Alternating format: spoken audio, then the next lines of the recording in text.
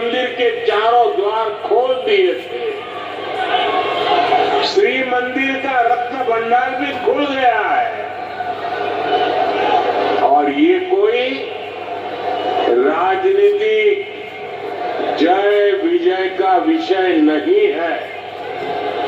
ये करोड़ों भक्तों की आस्था का सम्मान करने, और इसलिए मैंने उनके निमंत्रण को नम्रता पूर्वक मना किया। और आपका प्यार, महाप्रभु की भक्ति मुझे इस धरती पर खींच करके ले आई है।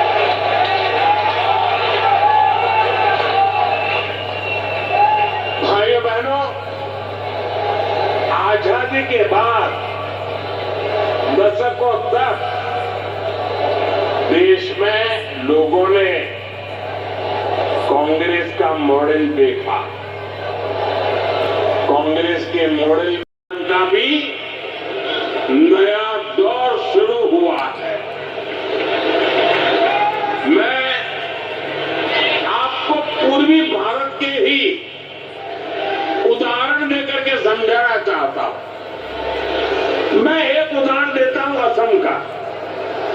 असम में एक दशक पहले तक स्थितियां बहुत खराब थी।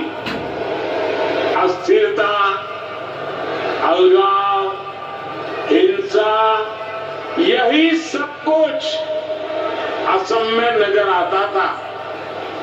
लेकिन आज असम विकास के नए रास्ते पर दौड़ रहा है।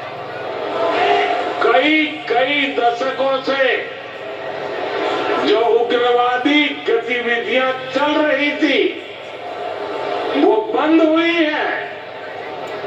आज असम कई पैमानों में देश के दूसरे राज्यों से आगे निकल रहा है। इसी तरह दूसरा एक राज्य का मैं उल्लेख करूंगा, त्रिपुरा। त्रिपुरा में भी कई दशकों से यहां से कोई काम करने गया है तो वहां भी जरूरत पड़ने पर उसको मुफ्त इलाज मिलना शुरू हुआ है। मैं देख रहा हूं, मेरा जन्म गुजरात में हुआ और हमारे यहां सूरत में एक प्रकार से मैं कहूंगा कि आप 2 कदम चले और कोई न कोई उड़िया आदमी मिलेगा आपको। इतने उड़ीसा के लोग सूरत में रहते हैं। अब इस योजना 2 बहुत बड़ी राष्ट्रीय योजनाएं देश में बनी है। इन 2 योजनाओं पर 1 लाख करोड़ रुपए से भी ज्यादा खर्च किए जा रहे हैं। पहली योजना है धरती आबा जनजातीय ग्राम उत्कर्ष अभियान। बिरसा मुंडा जी के नाम पर इसको रखा गया है। इसके तहत देश भर में 60,000 से अधिक आदिवासी गांवों में विकास के काम किए जा रहे हैं। यहां उड़ीसा में भी कहीं आदिवासियों के लिए घर बन रहे हैं, रोड बन रहे हैं, बिजली पानी की सुविधाएं बन रही है।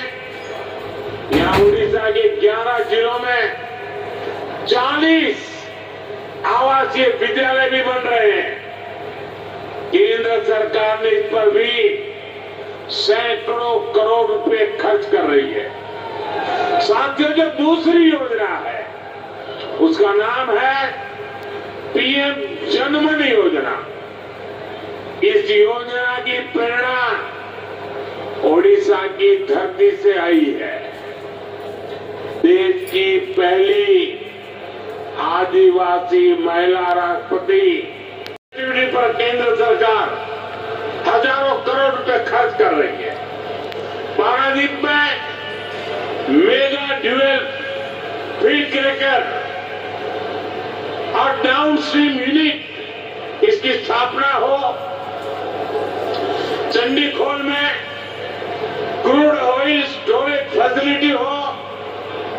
गोपालपुर में एलएनजी टर्मिनल का निर्माण हो, ऐसे अनेक कदम ओडिशा को एक बड़े इंडस्ट्रियल स्टेट के रूप में स्थापित करेंगे।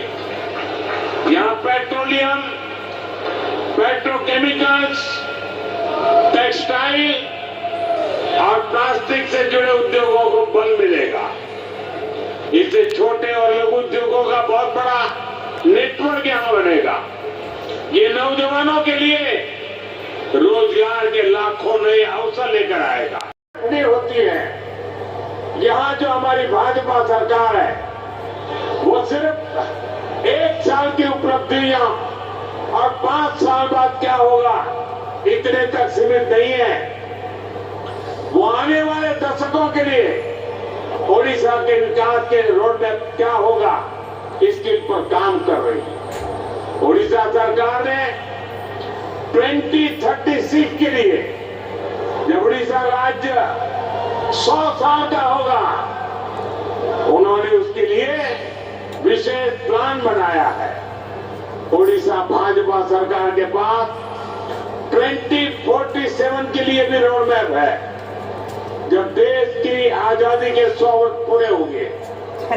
मैं ओडिशा विजन 2036 को देख रहा था, उसमें बहुत ही महत्वाकांक्षी संकल्प तय किए गए।